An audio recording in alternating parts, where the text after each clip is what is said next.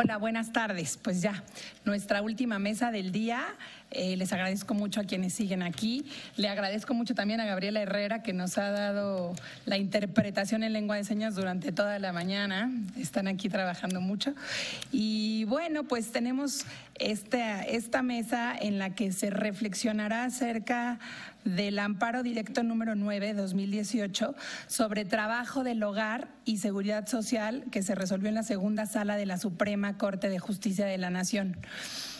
En alguna de las mesas anteriores se comentaba que sí fue una muy afortunada sentencia que es histórica sin duda, que vincula a los tres poderes, ¿no? La sentencia se lleva a cabo porque una señora, una trabajadora del hogar, después de muchos años de trabajar en una casa, pues a la hora de concluir su trabajo ahí pide que se le garanticen sus derechos y desde luego pues no se le garantizan como a la mayoría de las trabajadoras en este país, y se dio a la tarea de poner un amparo ante la Suprema Corte de Justicia.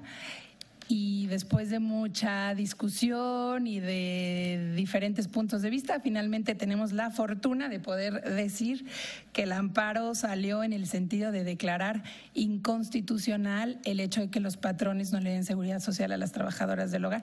No había ninguna razón para que eso no sucediera, y aunque se llevaban muchos años dando la batalla desde la sociedad civil y desde instituciones como CONAPRED para que se reconocieran estos derechos, pues no fue sino hasta que la Suprema Corte, después de mucho empuje de muchas organizaciones e instituciones, pide al IMSS que realice un programa piloto en los primeros 6 meses del año 2019 y que ese programa piloto dé lugar a que se haga una propuesta de modificación legislativa, con lo cual queden garantizados los derechos de las trabajadoras, especialmente el derecho a la seguridad social.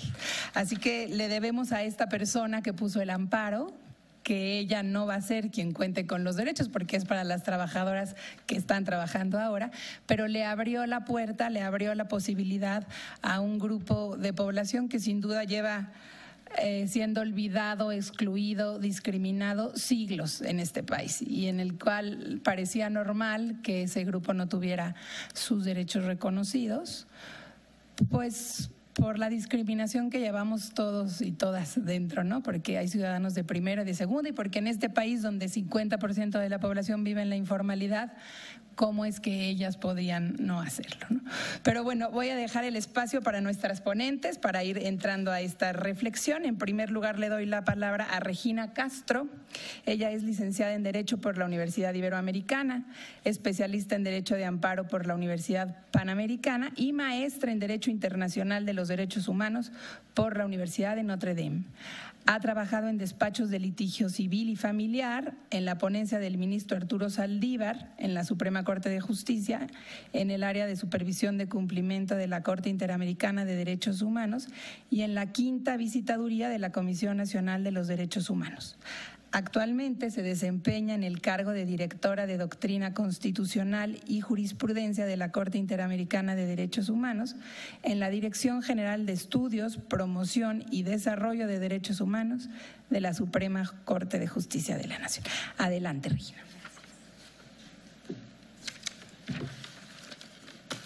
Hola, buenas tardes a todas y a todos. En nombre del doctor Arturo Bárcena Zubieta, director general de Estudio, Promoción y Desarrollo de Derechos Humanos de la Suprema Corte de Justicia de la Nación, quien hoy no nos pudo acompañar, les envío sus saludos y el agradecimiento por invitarnos a este importante evento sobre criterios judiciales en materia del derecho a la no discriminación.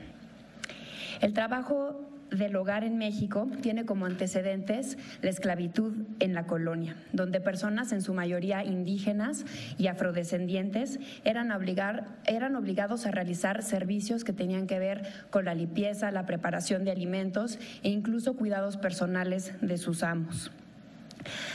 A cambio a veces de un cuarto en malas condiciones, de un plato de comida y en algunos casos, sobre todo hacia el final de la colonia, una paga baja y arbitraria. De acuerdo a datos del INEGI, la población dedicada al trabajo del hogar en México ha ido en incremento. En 1970, teníamos que 541,063 personas se dedicaban al trabajo del hogar. Datos de 2018 muestran que esta cifra asciende a la cantidad aproximada de 2,300,000 personas, de las cuales aproximadamente 8% son hombres y 91% son mujeres. En ese sentido, tenemos que las mujeres son las principales personas que se dedican al trabajo del hogar, y esto responde a diversas razones, entre ellas a los milenarios roles de género de los que hemos sido sujetos. Muchas de las actividades también realizadas por los hombres, de acuerdo a la tecnología, fueron sustituyéndose. Por ejemplo, el uso de las carrozas se sustituyó por el uso de automóviles, o los oficios que ellos realizaban empezaron a ser remunerados, por ejemplo, la plomería. En la actualidad, el nivel de ingreso de las personas trabajadoras del hogar es uno de los más bajos. El 41% de las trabajadoras domésticas en general recibe entre 1 y 2 salarios mínimos, y el 32% recibe alrededor de un salario mínimo como paga. Adicionalmente, las mujeres terminan siendo las más afectadas, pues además de que en su mayoría realizan los trabajos domésticos, en general, la brecha salarial entre hombres y mujeres por el mismo trabajo es enorme, es alrededor de un 49% de diferencia. Por otro lado, es importante mencionar que en México el trabajo del hogar nunca ha sido debidamente regulado. La Ley Federal del Trabajo ha regulado el trabajo doméstico como uno de carácter especial, lo que lo diferencia de otros derechos y obligaciones de otros trabajadores. Por ejemplo, en la jornada de trabajo, en el pago de horas extras, en la falta de fijación por parte de la CONSAMI del salario mínimo que deben percibir por este tipo de trabajos. Tampoco regula específicamente vacaciones o aguinaldo. Por su parte, la Ley Federal del Trabajo sí establece para los patrones la obligación de atender las enfermedades que puedan tener los trabajadores o trabajadoras del hogar. Sin embargo, no obliga a la inscripción en el Instituto Mexicano de Seguro Social. Esto es reforzado por la propia ley del instituto, que tampoco establece esta obligación, como veremos. Este antecedente es lo que da origen al caso que nos atañe el día de hoy y que vamos a platicar. Nos han invitado a hablar del Amparo Directo 9/2018, a través del cual la segunda sala de la Suprema Corte de Justicia de la Nación resolvió que es inconstitucional que las personas no estén obligadas, que los empleadores no estén obligados a inscribir a los trabajadores del hogar ante el Instituto Mexicano del Seguro Social. Lo anterior, en virtud de que no encontró ninguna razón constitucionalmente válida ni razonable por la cual la ley del IMSS excluye a las trabajadoras domésticas del régimen obligatorio de seguridad social. Para empezar, me gustaría platicarles el contenido de la sentencia, cuáles fueron los antecedentes, cuál fue el punto constitucional que resolvió la Suprema Corte, cómo lo estudió y después, y quizá lo más novedoso de esta sentencia, los efectos que se le dieron a esta sentencia. Como nos contaba Marcela, en abril de 2016, una trabajadora del hogar demandó a sus patronas después de 57 años de servicio y también demandó al Instituto Mexicano del Seguro Social. En su demanda solicitó el pago de diversas prestaciones, entre ellas la inscripción retroactiva ante el Instituto Mexicano del Seguro Social. En febrero de 2017, la Junta de Conciliación y Arbitraje de la Ciudad de México, que resolvió el asunto, emitió un laudo, que es la sentencia a través del cual se resuelven los asuntos laborales de manera definitiva, a través del cual condenó a las patronas a diversas prestaciones y las absolvió de otras. Entre ellas, absolvió respecto de la inscripción ante el Instituto Mexicano de Seguridad Social. Y la razón que dio fue que el artículo 13, fracción segunda de la ley del Instituto Mexicano de Seguro Social no establece jurídicamente la obligación a los patrones de inscribir a las trabajadoras domésticas. Por el contrario, dice que es una acción voluntaria de los patrones inscribir o no a las trabajadoras. En ese sentido, resuelve que no puede condenar a la inscripción retroactiva en virtud de que las patronas no tenían una obligación jurídica de hacerlo en su momento.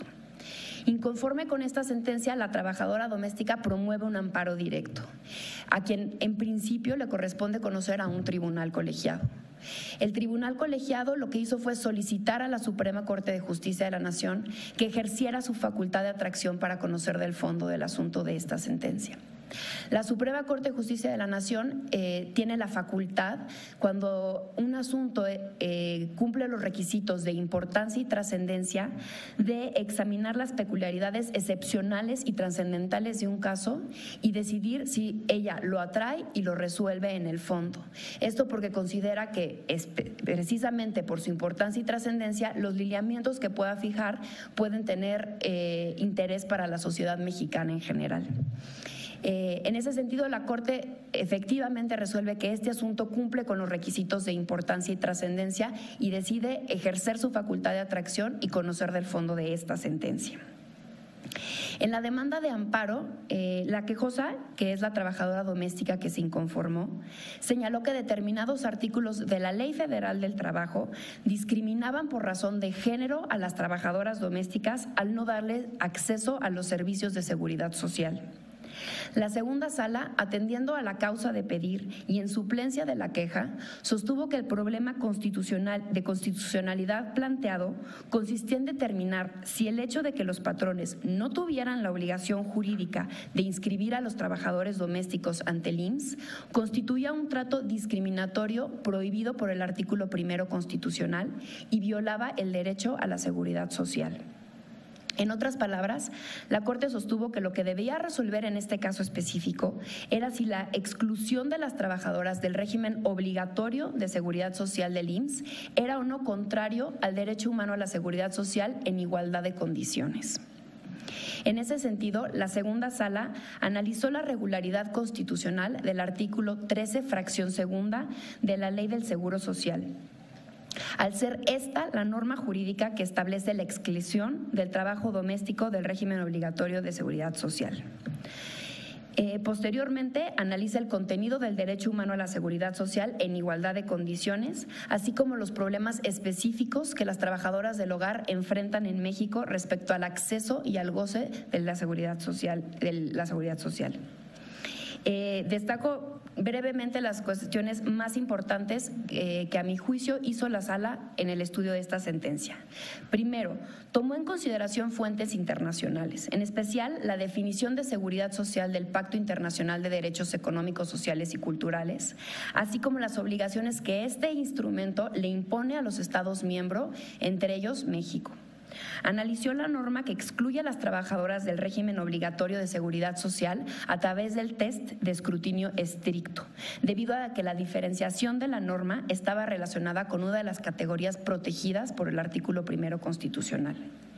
Señaló que aun cuando la norma fue formulada de manera neutral, es decir, con la intención de incluir a hombres y mujeres en el término trabajadores domésticos, en la práctica, la exclusión de dicho grupo del régimen obligatorio de seguridad social afectaba de manera preponderante y desproporcionada a las mujeres, al ser la labor del hogar realizada en un 91%, como dijimos, por mujeres. Concluyó que la norma reclamada se traduce en una discriminación indirecta prohibida por el principio de igualdad, ya que transgrede una de las categorías protegidas en el artículo constitucional, 1 constitucional relativa a la discriminación por género. Consideró que la diferenciación que hace la norma respecto a no incluir a las trabajadoras del hogar en el régimen obligatorio de seguridad social implica a su vez una vulneración del Estado mexicano al principio de accesibilidad al derecho humano a la seguridad social, que establece que todas las personas deben ser cubiertas por la seguridad social, incluidas las personas y los grupos los grupos más desfavorecidos o marginados, sin discriminación. Asimismo, analizó el asunto tomando en consideración la situación particular que enfrentan las trabajadoras del hogar en México, reconociendo que han sido tradicionalmente objeto de condiciones de trabajo inadecuadas. Y además, precisó que sumarse a dichas condiciones la falta de acceso al derecho a la seguridad social generaba todavía una mayor marginación y desigualdad laboral entre los hombres y las mujeres, lo cual contribuía a perpetuar estereotipos que afectaban la dignidad de las mujeres y que se dedican a esta labor. A partir de este estudio, la Corte concluye que el hecho de que las trabajadoras domésticas se encuentran excluidas del régimen obligatorio del Instituto Mexicano de Seguro Social era violatorio del derecho humano a la seguridad social en igualdad de condiciones y, por tanto, declara inconstitucional el artículo 13, fracción segunda de la Ley del Seguro Social. Como consecuencia de ello, ordenó a la autoridad responsable, es decir, a la Junta Especial número 19 de Conciliación y Arbitraje de la Ciudad de México, que emitió el laudo que se estaba impugnando, la inaplicación del referido artículo en el caso concreto. En estricto apego a la técnica de amparo, hasta aquí hubieran llegado los efectos de esta sentencia, pues en el amparo indirecto, los efectos de la sentencia únicamente pueden ser para las partes en el juicio y únicamente pueden ir dirigidas a la autoridad responsable. En este caso, el acto reclamado era el laudo que emitió la Junta y la autoridad responsable únicamente era la Junta de Conciliación y Arbitraje. Sin embargo, la segunda sala fue más allá. A través de la sentencia que estamos analizando, veremos cómo la sentencia ordena la creación ordena, entre comillas, porque no era una autoridad responsable, pero pone de conocimiento del IMSS el problema de discriminación estructural que tienen las trabajadoras del hogar en México y propone la creación de un programa piloto, como veíamos, en un tiempo determinado, para que se puedan contemplar dentro del régimen obligatorio. Asimismo, establece que la finalidad de este programa piloto es que eventualmente el IMSS esté en aptitud de presentar ante el Congreso de la Unión una iniciativa de reforma para que puedan estar contempladas las trabajadoras dentro del régimen obligatorio.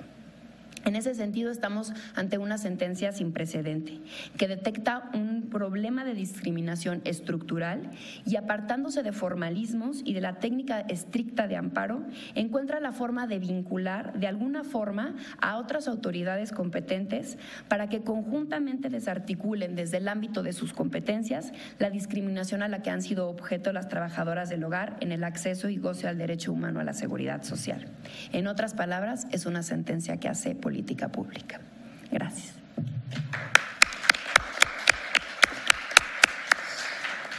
Muchas gracias, Regina. Sin duda nos explicaste con toda claridad y como los puntos más importantes cronológicamente qué fue lo que ocurrió y pues sí resulta muy esperanzador, ¿no? Y afortunado ver cómo un caso pudo llegar a esta sentencia que lo que hace es devolverle a las trabajadoras su lugar de eso, de trabajadoras, ¿no? Como que a la hora de que las trabajadoras son dignas de merecerse prestaciones como la seguridad social, como cualquier otro trabajador, dejan de ser la persona que me ayuda, mi muchacha, la que en mi casa está mejor que en la suya, porque aquí vivimos, come mejor y duerme mejor, para decir, esta persona tiene los mismos derechos que cualquier otro trabajador o trabajadora. ¿Qué es lo que las mismas trabajadoras han pedido desde que empezaron su lucha hace 30 años? No quieren más prestaciones, no quieren ningún privilegio, quieren ser tratadas igual que son tratados otros trabajadores. Y ahora le voy a dar la palabra a Rita Marcela Robles Benítez. Ella es maestra en Defensa y Promoción de los Derechos Humanos por la Universidad Autónoma de la Ciudad de México. Tiene especialidad en Migración Internacional por el Colegio de la Frontera Norte. Es licenciada en Derecho y licenciada en Ciencia Política y Administración Pública por la Universidad Nacional Autónoma de México. Ha realizado estudios en Teoría Crítica, Nuevo Constitucionalismo Latinoamericano, Seguridad Social, Derechos de la Infancia y Derechos Humanos. Desde hace 16 años se dedica a la defensa y promoción de los derechos humanos, en particular de los derechos económicos, sociales y culturales y los derechos de las personas migrantes y refugiadas en México. Actualmente labora como enlace para la incidencia en la Ciudad de México en el Centro de Derechos Humanos Fray Matías de Córdoba. Desde agosto de 2018 se desempeña como directora técnica de la Licenciatura de Derecho en la Universidad Obrera de México, espacio en el que además desde hace 6 años imparte el Diplomado de Derechos Humanos. Tiene varias publicaciones, entre ellas La presidencia de Trump en Estados Unidos, de la indignación a la incertidumbre, Migración en tránsito por México, rostro de una crisis humanitaria internacional, y participó en el tomo de trabajo del hogar de la colección Legislar sin discriminar del Consejo Nacional para Prevenir la Discriminación. Finalmente, obligaciones del Estado mexicano frente a los derechos humanos laborales de las y los jóvenes. Adelante, Rita. Gracias. Buenas tardes a todas y a todos. Primero, agradecer la invitación por parte de CONAPRED a estar en este espacio platicando pues de esta sentencia que, como ya bien decían, bueno, es histórica en cuanto a su contenido y su alcance. A mí me gustaría comenzar como contando un poquito también el lado oscuro que tuvo la sentencia, porque no todo es miel sobre hojuelas. Entonces, sí decir y reconocer en este espacio la labor intensa, el trabajo intenso que han tenido las trabajadoras del hogar para lograr justo esta sentencia. Decir que el primer proyecto que fue elaborado no tenía este alcance, es más, decía que estaba bien, que no era obligación el que estuvieran registradas en el Seguro Social, y bueno, en la parte otra importante de la sentencia, que era el reconocer una renuncia que no era voluntaria, sino que la habían obligado a firmarla, incluso decía, bueno, que se reconocía en la firma pues esa expresión de voluntad de la trabajadora de renunciar a su trabajo y por lo tanto no era objeto en el tema que se le pagaran la indemnización que correspondía, ¿no? Gracias al pronunciamiento de un montón de personas, esta sentencia no salió en ese sentido, sino en este que nos acaban de contar, y quienes estuvieron a la cabeza de eso fueron las trabajadoras del hogar, que como hace 30 años han estado luchando porque sean reconocidas como trabajadoras primero y después que se les reconozcan sus derechos laborales, ¿no? Sí quería comenzar con eso porque no fue tan bonito como pareciera que es, ¿no?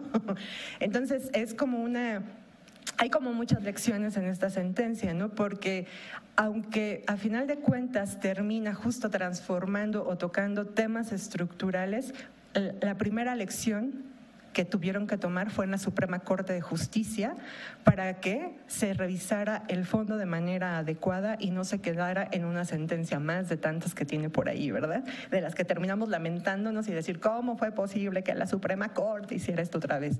Afortunadamente tenemos una sentencia en otro sentido.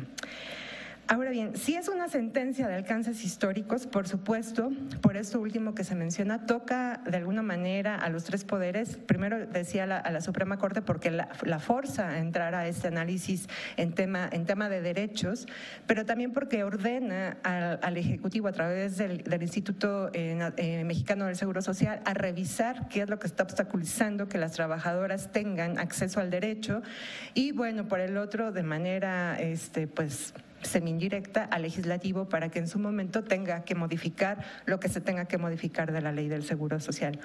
Sin embargo, creo que faltó algo de revisar, y es el tema del capítulo especial de los trabajos especiales en la Ley Federal del Trabajo. O sea, hay que, así como se cuenta esta parte de por qué las trabajadoras del hogar históricamente son excluidas, hay que contar también por qué ese capítulo históricamente es excluyente de derechos laborales, ¿no? No solamente de las trabajadoras del hogar, sino de otros trabajadores, ¿no? Ahí sí tendríamos que irnos a la cuestión histórica de cómo se crea nuestra Constitución del 17 y que en primera instancia el artículo 123 era para todos, no hacía discriminación ahora como está en apartado A y en apartado B. Se tendía a que fuera un artículo protector para todos los trabajadores sin importar en qué grupo o en qué sector de producción se encontrara. Había un debate bien interesante, claro, estamos empezando el siglo, ¿no? El siglo XX, estamos hablando de progreso, estamos saliendo de revoluciones y estamos hablando de una salida de huelgas masivas en Europa por mejora de derechos laborales, de reconocimiento de la seguridad social. O sea, estamos en una transformación, casi van a ser la OIT en esos años, porque bueno, la OIT nace en 1919 con un acuerdo que pone fin a la guerra, a la Primera Guerra Mundial. Entonces estamos en toda esa cosa, ¿no? Y había un debate de fondo que era si los trabajadores tenían que ser considerados como tal, solamente aquellos que estuvieran metidos en sectores de producción, que produjeran, que trajeran riqueza, ¿no? Crecimiento económico, y qué pasaba con nosotros. Sin embargo, el legislativo en ese momento, al momento de establecer el 123, se va por la línea de que todos tienen que tener derechos, ¿no? Y el artículo tiene que ser protector de todos. Más en el camino, cuando se tiene que legislar ya tal cual la Ley Federal del Trabajo, es donde nos vamos a encontrar los obstáculos, porque primero tuvieron competencia todos los estados para legislar la materia laboral, y ahí nos vamos a encontrar un montón de posturas, y una postura era esta, que solamente el trabajador era aquel que estaba en el sector productivo y los otros no. Ese espíritu se cuela finalmente, si no bien en la de 1931, sí en la de 1970.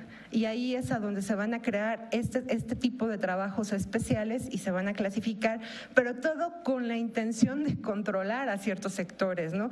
Ya después vamos a ver también por esas épocas la separación entre el apartado A y el apartado B, y niega, esta división niega derechos, sobre todo colectivos, a los trabajadores al servicio del Estado. Entonces, en el capítulo de trabajos especiales justo va en la misma línea. El primer blanco son los trabajadores bancarios, a los que les van a negar derechos colectivos. Y ya entre las patas se llevarán a las trabajadoras del hogar con toda esta negación de derechos por considerar que su trabajo es especial. Y bueno, los resultados son todo este debate que hemos visto, pero que es importante tener ahí presente. Si bien yo les digo es una sentencia importante en este sentido, sí es también importante mirar cómo se va a llegar a los resultados, porque justo la sentencia misma dice, ¿no?, que la mayor parte de las personas que están contratando a estas mujeres en trabajo del hogar son mujeres.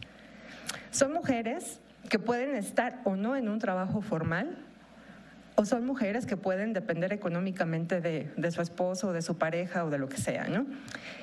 Pero son mujeres a final de cuentas. Nosotros en algún momento de este proceso histórico pues hemos dicho que cuando una mujer que incluso en sector formal, entre comillas, no tiene seguridad social, que lucha para ser registrada por su patrón en el Seguro Social, contrata a una trabajadora del hogar y se ve obligada a darle ahora seguridad social, también está generando ahí un tema de desigualdades, ¿no? O sea, y que son desigualdades estructurales. Nada tiene que ver con la trabajadora del hogar, tiene que ver con un sistema que excluye y que permite que los empleadores no den de alta a sus trabajadoras en primera instancia, y luego si las dan de alta, las den con un salario menor al que en realidad están recibiendo, y entonces esto va a verse en afectaciones futuras con sus pensiones, en fin, ¿no? Entonces es como un reparto de la pobreza de alguna manera, ¿no? O sea, ¿cómo nos vamos repartiendo la pobreza? Porque yo tengo que trabajar, pero no puedo hacer mi trabajo mi trabajo en el hogar, o sea, no puedo limpiar mi casa, hacer mi comida, cuidar a mis hijos, porque tengo que cumplir una jornada de 12 horas de trabajo, ya no de 8, de 12 horas de trabajo, y entonces, ¿qué pasa ahí, no? Entonces, ese es un primer tema. O sea, que esta transformación que se viene en camino verifique que aquellas mujeres que están contratando a trabajadoras del hogar también gocen de seguridad social. Si no, no sirve de nada el asunto, ¿no? Eso es una de las cosas que sí quería colocar. Ahora, es interesante también, muy interesante, la presión que se genera con esto, y que apenas hace unos días la Comisión Nacional de Salarios Mínimos anuncia que va a regular ahora sí el tema del salario mínimo que deben de recibir las trabajadoras del hogar. ¡Qué bueno! Qué bueno, porque qué trabajo ha costado en 30 años que estos señores admitan que el trabajo del hogar es un trabajo profesional que tiene que estar regulado, reconocido y fijado un salario mínimo. Con eso nos vamos a evitar un montón de problemas, porque otro tema es que se discute en la sentencia es que no hay contratos. No importa que no haya contratos. O sea, el contrato no crea la relación de trabajo. La relación de trabajo la crea la subordinación y el trabajo que desarrollas en el lugar donde te contratan y recibes las órdenes y por eso te pagan un salario. Ahí se genera el vínculo. De pronto se nos olvida que la Ley Federal del Trabajo es tutelar de derechos y en ese sentido tendrían que trabajar los presidentes de la Junta para verificar y hacer un control de constitucionalidad desde ahí para no tener que llegar a amparos. Pero bueno, ese es otro tema. Entonces sí quería decir eso también. Y también la importancia de que esto abra el debate a la ratificación del 189 otra vez, porque seguimos con el 189. Es importante que ahora ya tenemos algo más que nos dice tienes que ratificarlo. Otro tema que también es importante y no quiero dejar pasar, estoy así ya como salpicando porque ya me queda bien poquito tiempo, es que reconoce el tema de que las trabajadoras del hogar también pueden ser migrantes que inclusive pueden estar la mayoría de las veces indocumentadas. Y este es un gran reto, porque en la discusión de la última reforma a la Ley Federal del Trabajo, el gran ausente fue el trabajo migrante. Ni siquiera se les ocurrió, ni siquiera porque están viendo lo que está pasando en frontera sur y en frontera norte, se les ocurrió que hay que revisar cómo está la Ley Federal del Trabajo y si regula o no el trabajo migrante, porque no lo regula. Y ahora entonces ya le echaron la papa caliente al Seguro Social. ¿Cómo lo va a hacer el Seguro Social si la ley que regula las relaciones de trabajo ni siquiera habla de eso, ¿no? Entonces, vaya, ahí hay un tema muy importante que revisar, que discutir y que construir. Y ahí sí quiero decir algo, ¿no? Que ojalá en ese debate se incluya a las organizaciones que están trabajando derechos con población migrante y refugiada, porque la postura lamentable que tenemos de la actual administración hasta el momento, que esperamos se transforme, es no querer hablar con nosotras, no querer dialogar con nosotras y meternos en el cajón de que somos traficantes de personas y ayudamos a traficantes para que las personas crucen el país, y entonces eso nos genera un estigma, una discriminación y nos pone en riesgo porque nos están criminalizando. Entonces, ojalá nos inviten a dar este debate para poder ampliar ese marco de protección de derechos humanos. Entonces, bueno, yo me quedo aquí y ya si hay preguntas, comentarios, adelante. Seguro que habrá muchas preguntas y comentarios. Yo por lo pronto me dejas con la cabeza como dando muchas vueltas. Primero que nada, creo que hiciste muy bien en hacer hincapié en cómo fue este proceso, porque son muchísimos años de trabajo, especialmente de las trabajadoras del hogar, que luego fueron teniendo más aliados y más aliados, pero los derechos se conquistan, ¿no? No es como que un día amanecieron en la Suprema Corte y dijeron es hora de reconocer los derechos a las trabajadoras. Es que las trabajadoras no pararon para llegar a este momento. Y bueno, otra de las cosas que me dejas, y lo tomo como provocación, es que dices el contrato quizá no es tan importante. Híjole, yo ahí sí creo que es súper importante el contrato. Me parece que es una de las herramientas más necesarias para formalizar este trabajo, que además es que aprendemos a hacer de generación en generación, y como vimos que lo hacía la mamá y como vio la mamá, la abuelita. Y ahí es que cometemos muchísimos abusos. Si firmamos un contrato de trabajo con la trabajadora del hogar, nos queda clarísimo cuáles son sus actividades, qué sí se les puede pedir, qué no, cuándo se les paga, cómo se les paga, cuándo le tocan vacaciones acordadas por las dos partes, y no esta cosa como que suponemos que puede ser siempre todo como quiere la patrona o el patrón.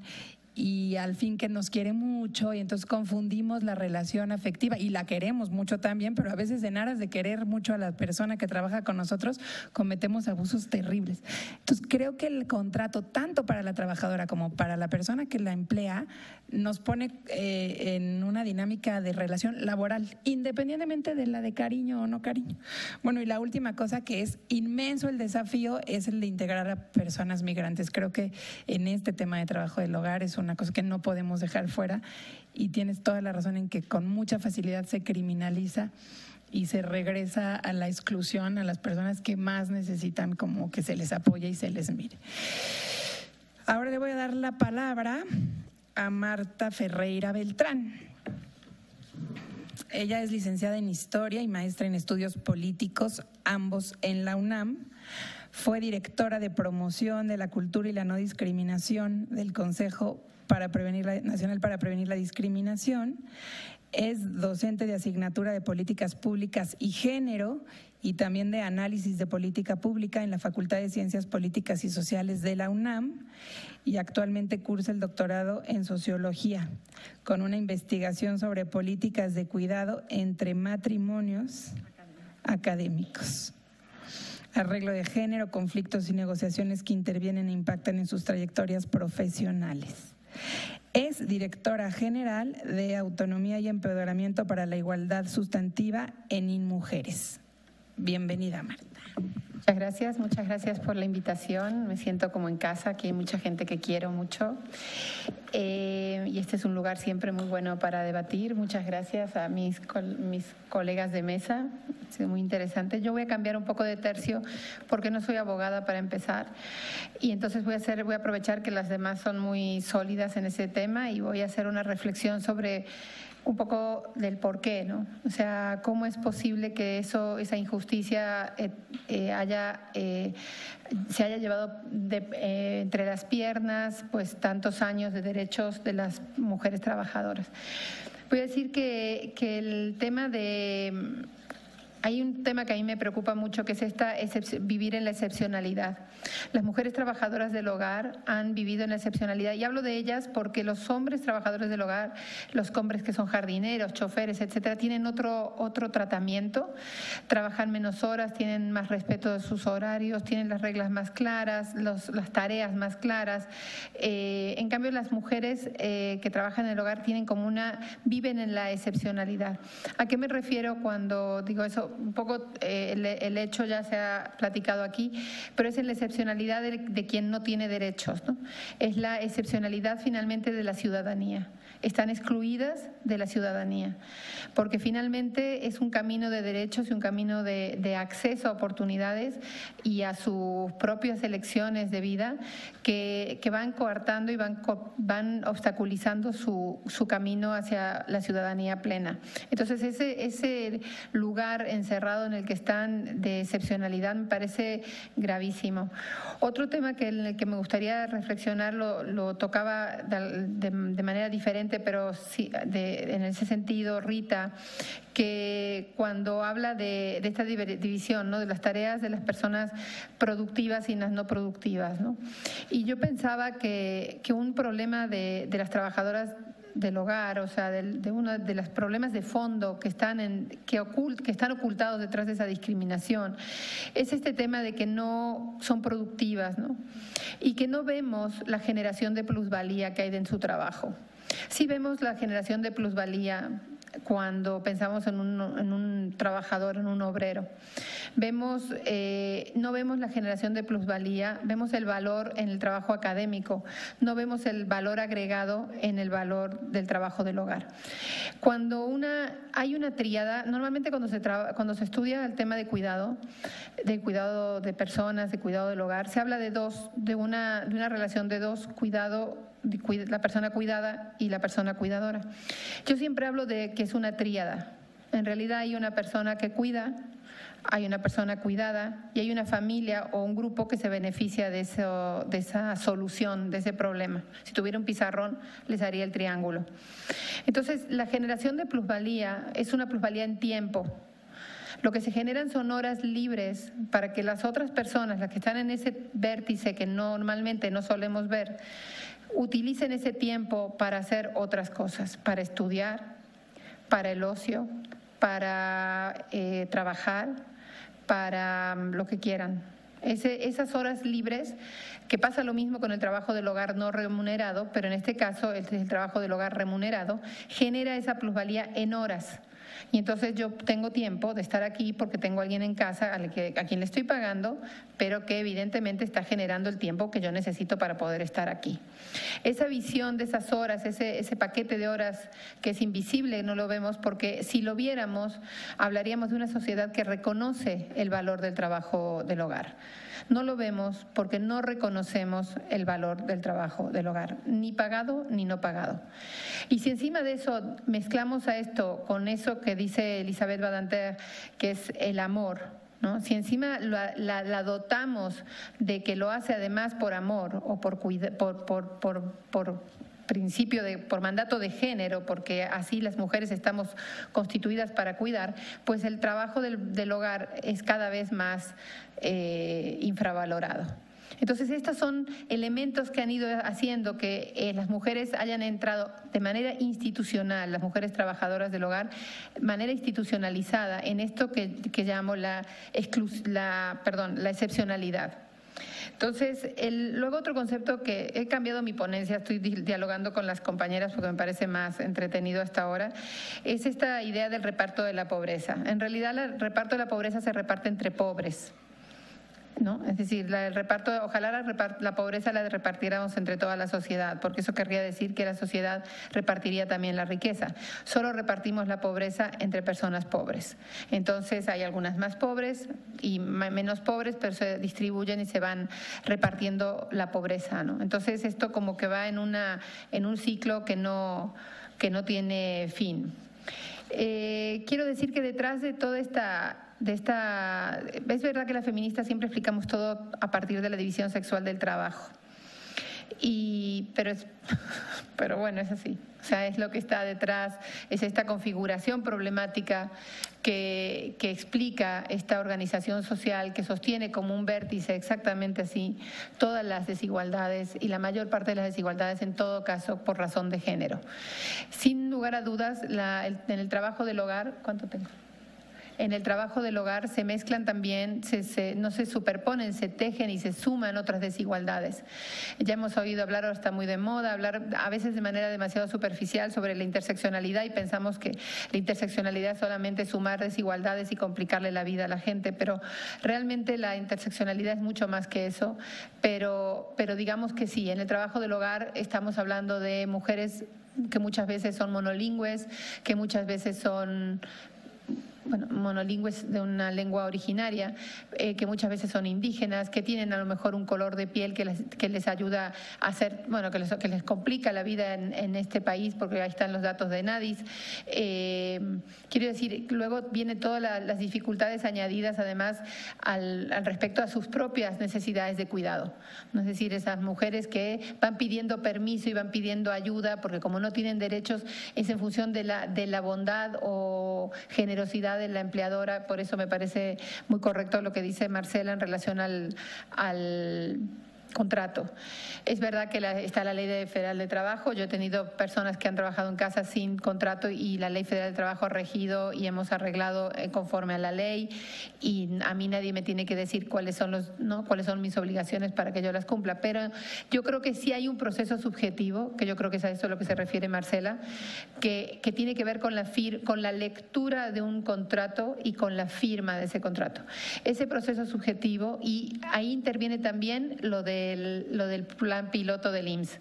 En ese proceso de construcción de la ciudadanía está la salida de la excepcionalidad, de ese lugar de discriminación y de desigualdad y de indignidad en el que las mujeres trabajan. 2 millones, casi medio de mujeres han estado viviendo de esa manera, lo que significa aproximadamente 6 millones de personas que están alrededor de una situación de discriminación y de violencia.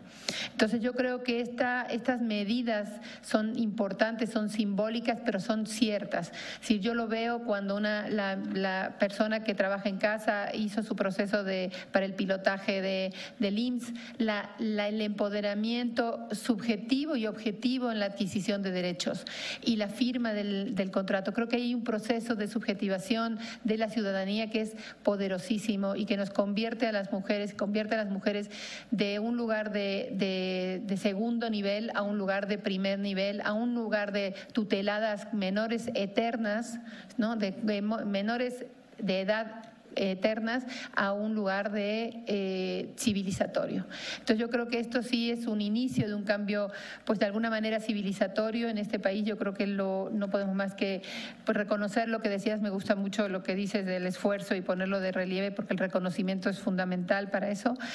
Pero bueno, quería hablar un poco en este sentido, cambiar un poco el tercio de hablar de leyes y hablar un poco de lo que hay socialmente detrás. Muchas gracias.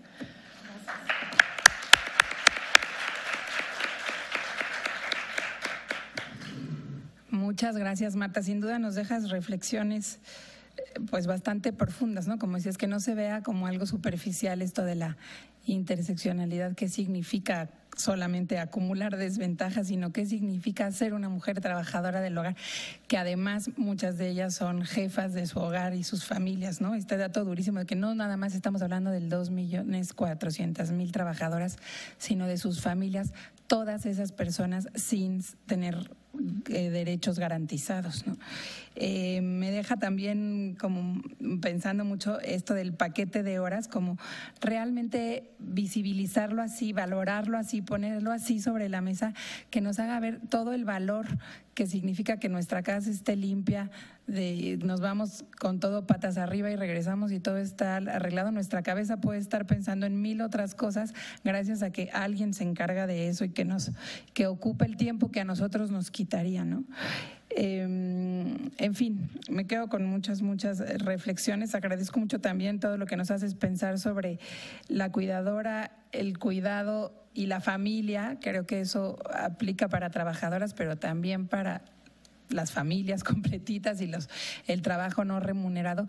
¿Cómo hacer para que en nuestras casas, en nuestras sociedades, todas y todos nos cuidemos y no se quede nadie fuera, ¿no? Cuando la persona cuidadora a veces es la más desgastada, la más acabada. En fin, nos daría para muchas horas de otros temas. Voy a leer una de las preguntas que ya llegó para acá y es para Regina. Y se considera que la Corte acierta al negar a la quejosa la inscripción retroactiva al IMSS. Es decir, si el test de proporcionalidad ante el grupo de legalidad y el grupo de igualdad fue adecuado para los intereses particulares de la quejosa, sobre todo si se considera que el razonamiento de la Corte parecía contradictorio al reconocer la inconstitucional del artículo 13 de la Ley del Seguro Social y, por otro lado, negar la restricción de los derechos particulares de la quejosa. ¿Será un acierto negarle los derechos a la persona o no? Creo que por lo que entendí de la pregunta, se refiere a si la inaplicación del artículo en el caso concreto debe tener efectos para la parte quejosa. ¿Es correcto? Bueno, en lo personal yo considero que sí, o sea que la Corte a lo que hace y cualquier juez o jueza que ordene la inaplicación de un artículo de acuerdo a la interpretación que se le está dando o por declararlo inconstitucional, debe la autoridad responsable, en este caso la Junta, al emitir el laudo en cumplimiento a la sentencia de amparo, tendría que inaplicar el artículo del caso concreto y, en consecuencia, que no fuera únicamente voluntaria la obligación de inscribir. Ahora, esto no está precisado así en la sentencia de amparo. Esta es mi opinión personal, que ese sería el efecto de la inaplicación del artículo en el caso concreto. Aquí, de hecho, una argumentación de la propia sentencia establece que, de acuerdo al principio de legalidad y de seguridad jurídica, en virtud de que no había la obligación jurídica de inscribir en el momento en que se solicitó, no se podía condenar a los patrones a la inscripción. Y hasta ahí llega la sentencia en ese sentido, y después lo hace como para, de aquí en adelante, se crea el programa piloto, pero no precisa más respecto de la quejosa en particular. Yo, en mi punto personal de vista, creo que sí debería ser la inaplicación del artículo en el fallo recurrido, debería tener como consecuencia la inscripción. Muchas gracias, Regina. Esta para Marta. ¿Cuál es la concepción más amplia de interseccionalidad, más allá de la suma de desigualdades? Bueno, tiene que incluir, en todo caso, en América Latina, la visión de decolonialización. O sea, la interseccionalidad no es solamente una suma de desigualdades, es también la visión decolonial. Tiene que estar incorporada la visión decolonial, es decir, cómo América Latina se constituye en una sociedad discriminadora y discriminada, y cómo toda la interpretación de esa suma de desigualdades tiene que estar basamentada en esta mirada fundante que es nuestra realidad como América Latina, ¿no? Entonces, quiero decir, no es solamente sumar desigualdades y añadir desigualdades, sino tener una profunda interpretación de lo que es la herida colonial en este país y en América Latina, en toda América Latina, la herida, la profunda cicatriz de la colonia, y a partir de ahí empezar a hablar, porque eso nos sitúa en un lugar en el mundo y en una relación en la geopolítica.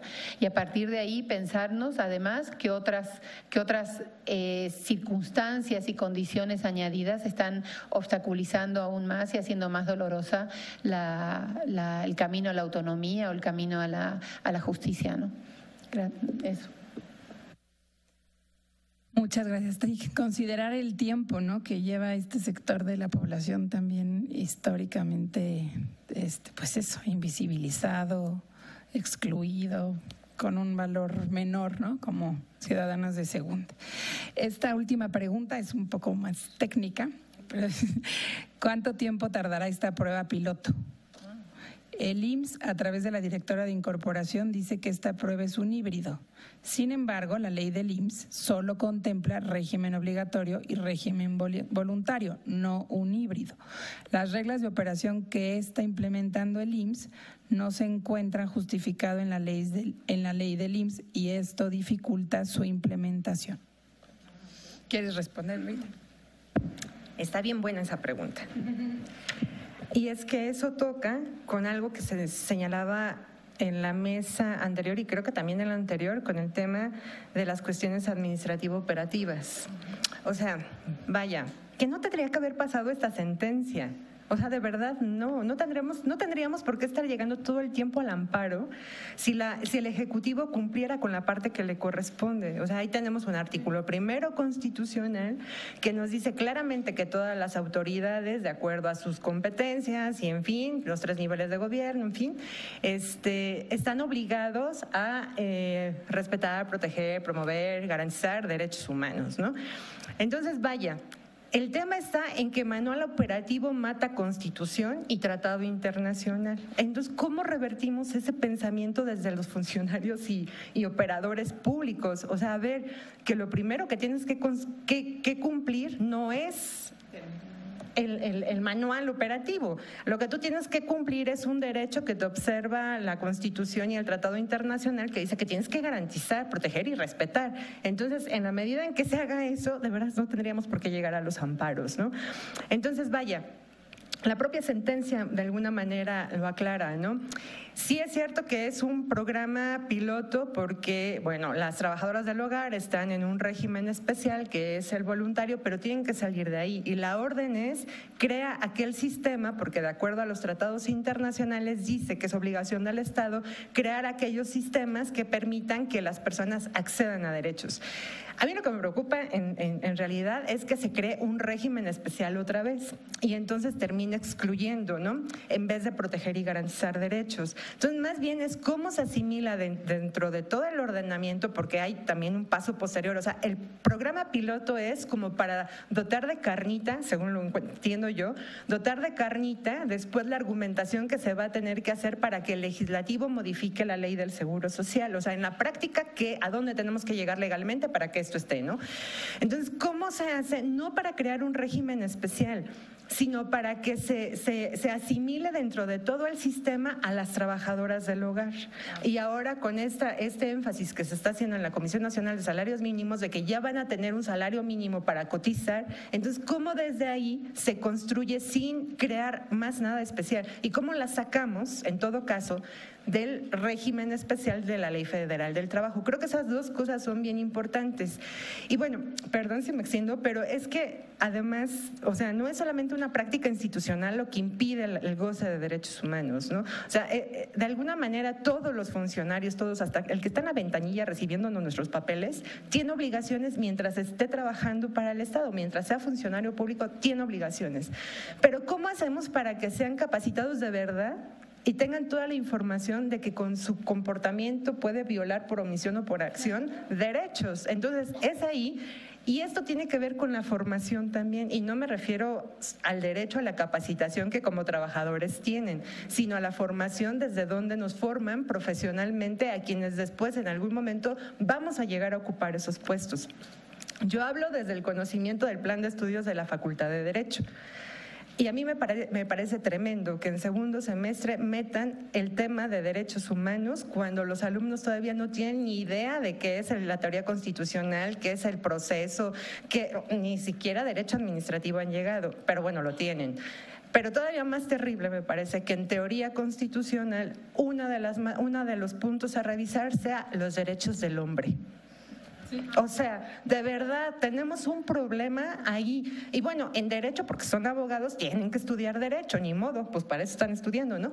Pero si nos vamos al sector médico, hay ni un pincelazo de derechos humanos de verdad. Si nos vamos a la parte de contabilidad, administración, la que quieran, nada, o sea, nada ni para bien ni para mal. Perdón, que me extienda, pero uno de mis sobrinos es ingeniero y el otro día me dice, oye tía, tengo derecho a reparto de utilidades. Dije, Dios de mi vida, pero ¿en dónde estudiaste, niño? No, claro que tienes derecho a reparto de utilidades. ¿Me puedes explicar? Y ya en sus conclusiones él me decía, es que si nos enseñaran eso en la facultad, entonces no nos iría tan mal en el trabajo. O sea, eso me dice él, ¿no?